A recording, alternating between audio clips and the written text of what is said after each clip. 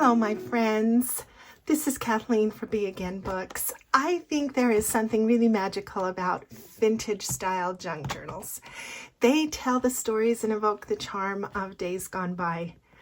I'm glad you're back with me today, and in this video I'm going to try to walk you through the core elements that define a vintage style junk journal.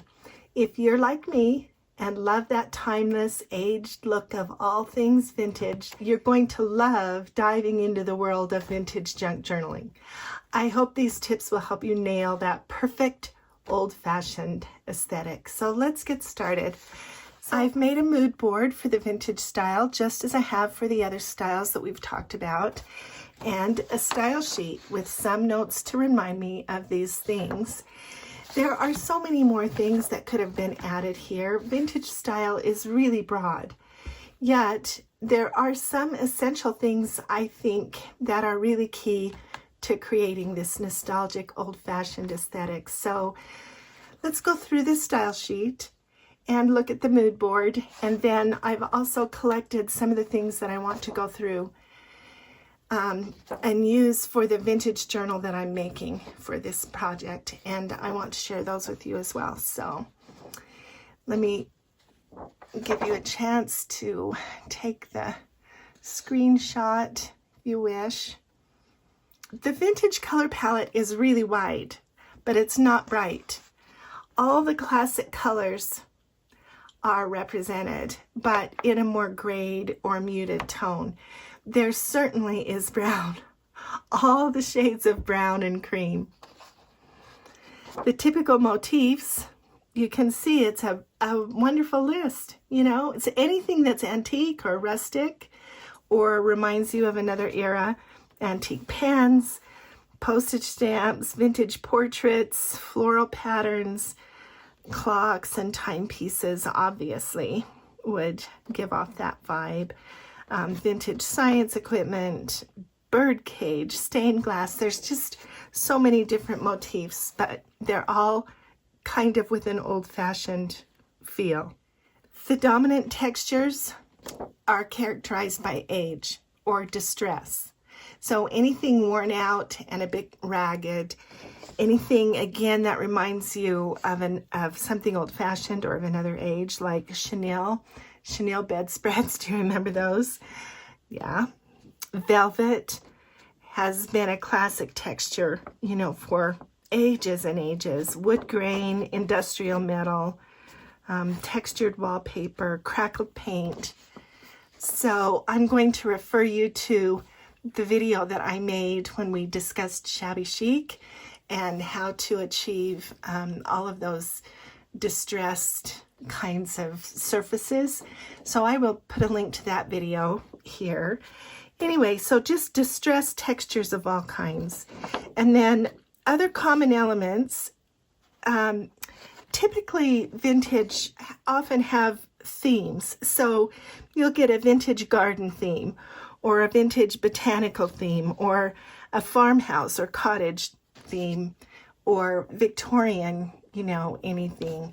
So those sorts of themes fit into this style really well. So let's take a look at the mood board. So you can see that I've got some of these things represented on here. Some of the motifs that are very vintage buttons, keys.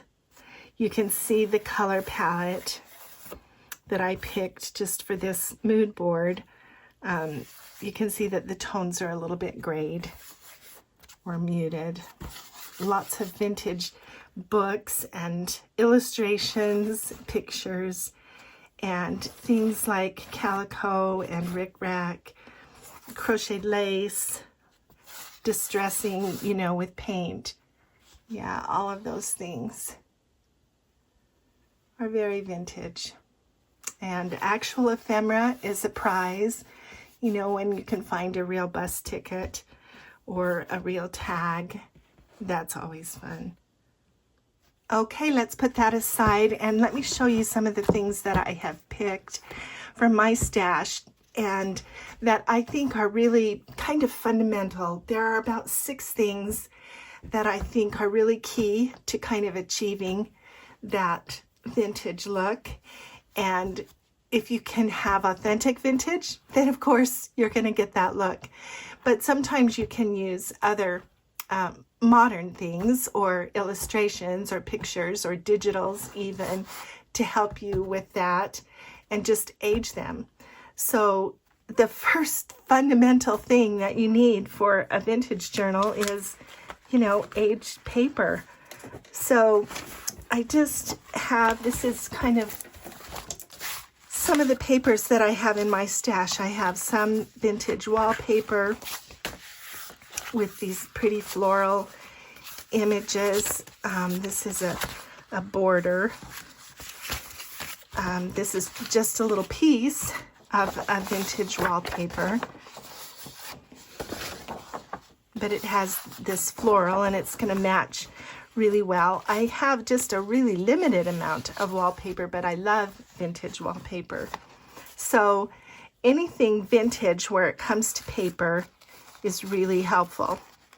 So this is just a carbon tissue that's blank, but it's obviously authentic vintage. Here's an authentic vintage, just an old stock prices book. This is some handmade paper, and what makes this is not vintage, but it looks vintage, and it's because of the color. So again, it's in that brown group tones of color, and there's just all kinds. These are just some of the things I found in my stash. It's just an old file divider, and I'll find a use for that. Now this is not, it could be vintage, but it's not too far back. So I will just use, the next thing I'm going to talk about is distressing techniques to make that more vintage. This is some vintage looking scrapbook paper, and so I can coffee dye that, and that will work fine. This is just a vintage book page, just with some illustrations that seem vintage to me, and so I will make that into a little shorts bundle. There's more vintage book pages, and because I'm using authentic papers in this journal, I went looking specifically for color that would help me introduce some color so that it wasn't just neutral. Here's some vintage ledger, some more vintage ledger. Here's a couple of old Ideals magazines, and that is just a magazine that is meant to be vintage, to look vintage, and the colors for these were good. Again, I chose this page because of this color. So the colors are going to be kind of this red color along with green. And so I've just gone through my stash looking for those colors and for pages that would seem very vintage. So this is from my Japanese flower book. This is just an image. It's from 1999, so it's not particularly vintage, but the picture is vintage. So there's some ideas for vintage paper, and of course, if you don't have authentic paper, then the next key that I want to talk about is just distressing techniques. So if you don't have vintage photo, I would save my money. Costs about maybe $6 to get this stamp pad, and it will help you distress the edges. And of course, I can't do anything without a piece of sandpaper. So I suggest you get some coffee and start coffee dyeing things. Use these other techniques, and we'll talk about that maybe in a video, how to make recent papers and ephemera to age them. But there are lots and lots of YouTube videos already out there on that. This is the cover that I've chosen to use. This is a really old book. It's like mid-1800s. So I think 1834 or something. And I just have now prepared it to accept the signatures. I've used this vintage looking calico to cover the spine, but I'm leaving these distressed end papers because I like the color and it's authentic. So that's the cover that we're using. The easiest way of achieving the aged looks for your papers is just to use the distress techniques. And once you have a base, then you can just add the inks along the edges, you can crumple it, you can fold the corners, whatever you need to do to give it kind of a rugged antique look. Okay, the next key element, I think, is fabric and laces. And so if you can find just some vintage fabrics, you know, this is a piece that I've used again and again. I've used all the edges for the lace. Here's some of the embroidery. But vintage fabrics are easy to find in thrift stores and antique stores.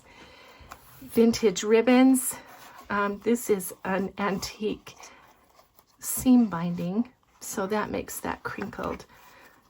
Yeah, and it's got this little tiny rusted pin in it. But there's all kinds of laces. This is just some of my antique vintage lace that is just fun. You can see I haven't used much of it because I just tend to hoard it. But that's going to make a nice belly band in this journal maybe. Here's another really beautiful piece. Yeah, so just, you can find it different places, especially you can find this hand crocheted lace pretty easily, and it's not very expensive in an antique store. Or you can learn to do this yourself. Because I admired my grandmother so much, she was crocheted a lot with thread and made lace, and I learned how to do that years ago. And it's not hard, and gives me the opportunity to make my own lace. I have a friend right now currently who is tatting for me. When she watches TV or in her spare time, she just likes the process of tatting, and so has made me several pieces. So you can always learn to do this yourself. Our grandmothers used to do it. But other little pieces, you know, sometimes you can find them for really actually reasonably priced in thrift stores or antique stores. Little old doilies. That's going to make a really cute pocket in this journal. Here's a hanky. There's ways you can do that. You can use the corner. You can make a ruffle for the page edge. Yeah. So I would look for these things where you can find them. Okay, and then another thing that's important, I think, for vintage journals is fonts and handwriting. So I found this bundle from a friend of mine who does estate sales, and so she keeps her eyes out for me. And each one of these has a different, you know, letter from either mom or dad to their son back in Dartmouth College. And he was in law school there, I think. But the backs are clear and the paper is wonderful. These came from 1961. So you can keep your eyes out for anything that has handwriting on it or old typed things like recipes or notes or sales slips, things that have handwriting and fonts, old-fashioned fonts like typewriter fonts. So you can still find that kind of thing if you are determined to collect some of that.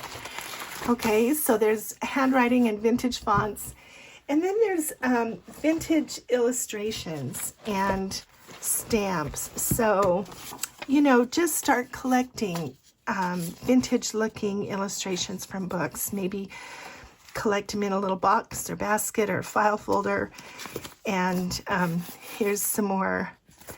You can really find these old envelopes often with handwriting on them, and that makes doing collages really kind of fun.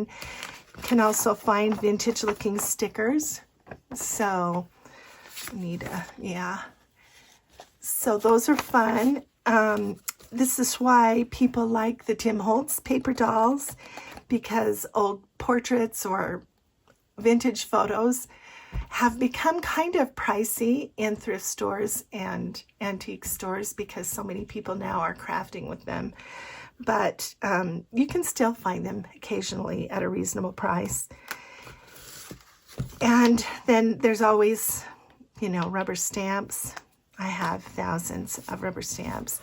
Then look, this is something I recently found in just a used bookstore, and it's all of these, they called them catch penny prints, and it's a Dover book, so copyright free, and it's just all of these illustrations and old-fashioned antique vintage illustrations. So look for something like that, or even just any of the books that you can find. And then you can just use vintage text, you know, the papers that become aged after a while. Just look in used bookstores. And one of my favorite things to do in vintage, in any of my journals, but especially vintage journals, the little pockets and envelopes and hidden spaces, I think, is really key. And they're perfect for holding small photos or letters or little pieces of other kinds of interesting ephemera. And you can create these pockets from scrapbook paper, or I always like to use the index pages from the old vintage used books and create these kinds of pockets and flips. And then finally, you've got all of the little embellishments, the ephemera that is small, like I mentioned, the stickers, little things like old playing cards or button cards, old labels, little Victorian pieces, die cuts, scraps they used to call them. But there's just all kinds of things, and you can find these old tickets and things on Etsy. There's a lot of sellers on Etsy who specialize in vintage ephemera. Or just something sometimes modern. I showed this in our last video about the Dollar Tree. This came from the Dollar Tree, and they're just this false wax seals. And so it's not vintage, but they look very vintage. And in a vintage spread or a vintage cluster or collage, they look very vintage. So you can make something look vintage and it still can be a vintage style. Then of course there's all the little metal elements that are vintage.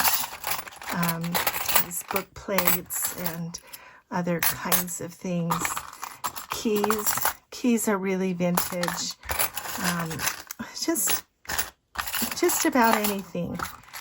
I was just recently given some of these pen nibs, and they were shiny silver, and I just took some alcohol ink and stained them up.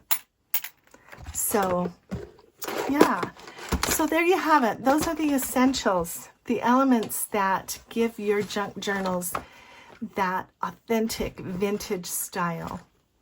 It's all about layering textures and trying to show the story on every page. So just remember that the beauty of junk journaling is that it's completely personal. You can mix and match all of these elements and ideas to create something that's uniquely yours.